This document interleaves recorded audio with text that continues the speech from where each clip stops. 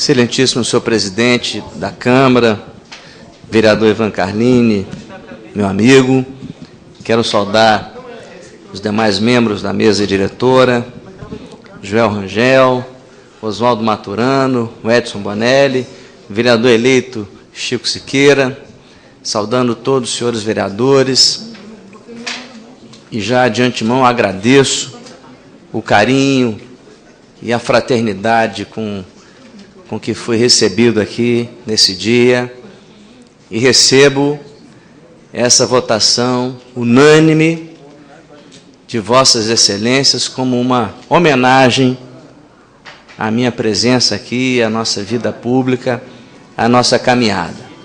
Agradeço de coração. Essa casa não tem me faltado.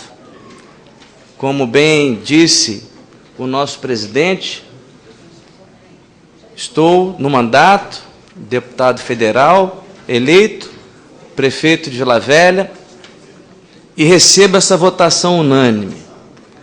Mas também foi assim, com a unanimidade dos votos desta casa, que eu, sem mandato, quando havia deixado a prefeitura, também recebi essa mesma votação dessa Casa de Leis.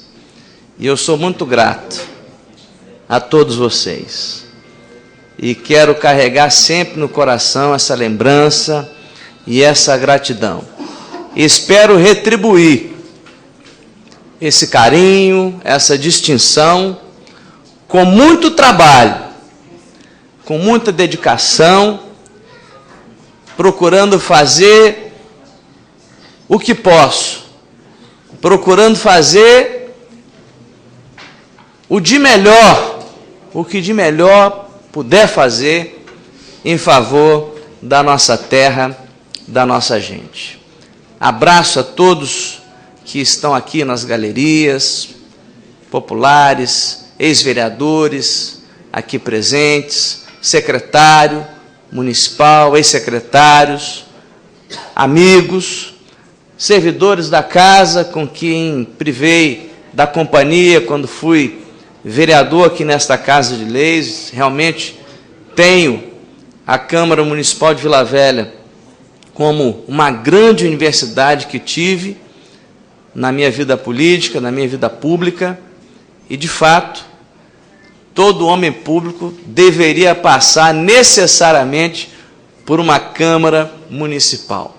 Esse contato direto,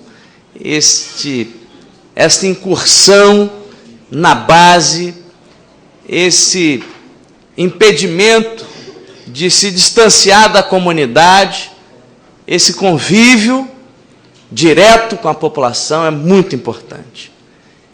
Estou lá em Brasília, nesse momento difícil da vida política nacional, e a sensação lá em Brasília, tenho recebido esses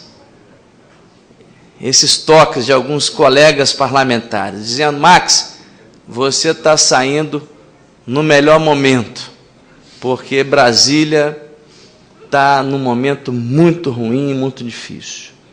Perdemos uma grande chance de ter votado as 10 medidas contra a corrupção, sem emendas, sem alterações, mas alguns parlamentares acharam por bem emendar aquele projeto de lei de iniciativa popular para consignar um artigo, um crime de abuso de autoridade contra os juízes e promotores.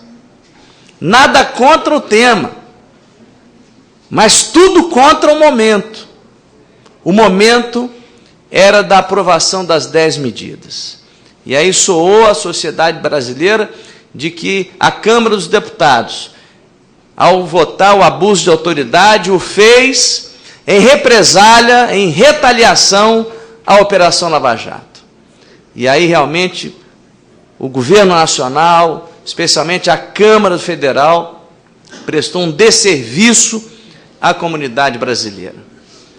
Temos tempo, temos chance de salvar o projeto no Senado Federal, alterando o que a Câmara fez de errado, e depois a Câmara consertando a sua posição e, desta feita, aprovando as 10 medidas. Estamos nos preparando, nesse momento de transição, para assumirmos o município de Vila Velha, no momento de uma crise econômica, onde estamos indo para o 3º ano consecutivo de depressão da economia, onde o povo brasileiro está ficando mais pobre pelo 3º ano seguido, e essa crise social, ela se faz sentir, sobretudo, nos municípios, na nossa porta, e é momento de nós todos nos unirmos, independente de coloração partidária, nos abraçarmos e enfrentarmos juntos esse momento de dificuldade. Conversava há pouco ali na sala do presidente, junto com alguns vereadores. Além da crise da economia nacional, se abate sobre o Espírito Santo ainda fatores que tornam mais aguda a nossa crise. Em primeiro lugar, a perda do Fundap, que representou uma sangria nos cofres públicos de todos os 78 municípios capixabas. Em segundo lugar, a queda da atividade do petróleo. O Espírito Santo é o 2º estado em produção de petróleo, é o 2º em reservas provadas de petróleo, e aquilo que aconteceu com o Rio de Janeiro, que nós estamos assistindo. O Rio de Janeiro é a principal reserva de petróleo, o Espírito Santo é o 2º. Aquilo que aconteceu no Rio de Janeiro também aconteceu em escala ligeiramente menor com o estado do Espírito Santo. A queda no valor do barril de petróleo, a queda na atividade de produção de petróleo também abateu as finanças públicas no estado do Espírito Santo e nos municípios capixabas. A crise hídrica no Espírito Santo também fez cair a atividade econômica no nosso estado, com rebatimento na arrecadação do estado e, consequentemente, sobre as arrecadações dos municípios. E, por último, a lama da Samarco.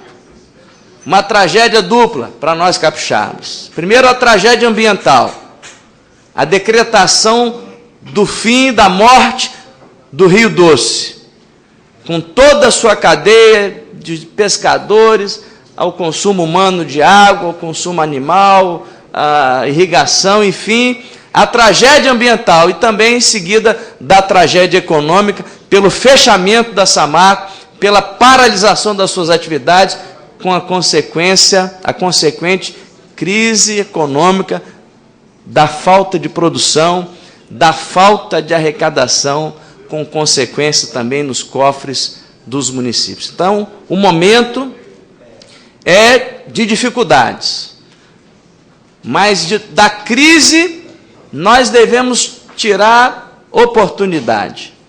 Aliás, o chinês que, na sua grafia, a palavra crise tem 2 ideogramas, um representando o problema, mas o segundo representando oportunidade. E nesta crise, nós temos que aprender as lições que ela possa nos ensinar, mas ela tem que necessariamente nos irmanarmos, nos unirmos para juntos enfrentar e superar os desafios que estão se apresentando. E já quero pedir o apoio por antecipação, ao assumir a prefeitura no próximo dia 1º de janeiro, se Deus assim permitir, quero pedir o apoio entusiástico de cada um dos senhores, vereadores reeleitos ou não. Vamos precisar somar forças e nos unirmos para superarmos esse momento de muito desafio. No mais, quero agradecer a todos os senhores vereadores. Um agradecimento especial aos vereadores membros da Comissão de Finanças, que nos brindaram com esse parecer. Agradecer ao vereador Oswaldo Maturano, que me ligou semana passada, me convidando para estar aqui, depois ajustei com o nosso presidente. Agradecer ao Walter Rocon, membro também da Comissão de Finanças, e um agradecimento especial a este decano vereador, meu amigo querido, João Artem. que vai deixar essa cadeira aqui de vereador, mas não vai ser um adeus, não, vai ser um até breve. Pela sua experiência, pela sua folha de serviços prestados a essa comunidade, a este município, e eu agradeço de coração ao João, que tem tido esse carinho, esse zelo em examinar as contas. E os senhores sabem que houve um tempo em que o Tribunal de Contas do Espírito Santo fora utilizado politicamente. Uma utilização da má política. Um instrumento de vindita. E muitas vezes nós nos colocamos em posições contrárias em relação a muitos dos conselheiros que lá estavam. Vejam, senhores, eu fui prefeito e questionei 6 conselheiros dos 7 existentes. Eu pedi a suspeição de 6. Apenas 3 reconheceram a suspeição e se abstinham de julgar as minhas contas.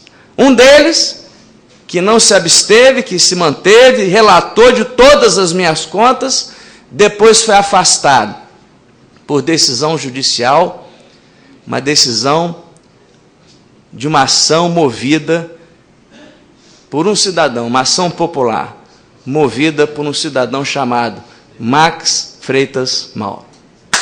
E depois que foi afastado, aí sim,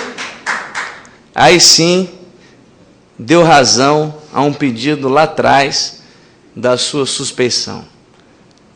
Eu me lembro que, quando ele foi se despedir, me chamou lá, e eu conversei com ele, com outros conselheiros que estavam presentes, e na ocasião me pediu perdão.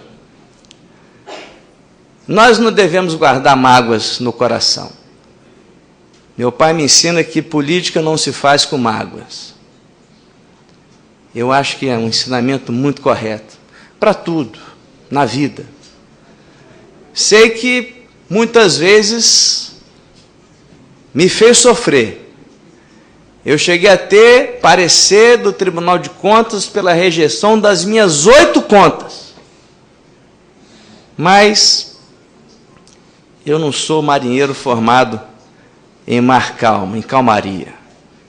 Sou marinheiro formado em mares turbulentos. Sei enfrentar a adversidade, sei enfrentar ventos contrários. E muito mais, forte, sobretudo quando tem o apoio de todos os senhores, como tive na tarde de hoje. Meu muito obrigado, estou aqui ao lado de todos vocês, para seguir firme nessa caminhada, nessa luta. Um abraço, muito obrigado.